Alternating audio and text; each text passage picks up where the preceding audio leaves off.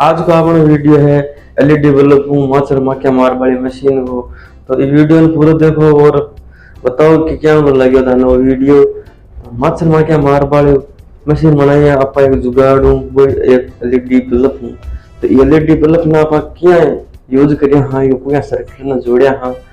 तो वो देखो जुगाड़ लगा आप घर हर की बना सका। तो हर की बना पाते अपन की न की टेक्निक चीज है की न की कबाड़ चीज है।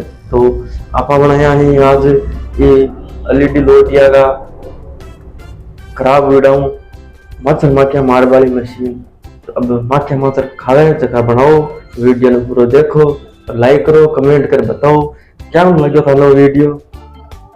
देखा लोग चैनल ना हाल ही सब्सक्राइब कौन करियो बे लोग चैनल ने सब्सक्राइब कर लो ताकि आगे आने वाला वीडियो को नोटिफिकेशन मिल जाए।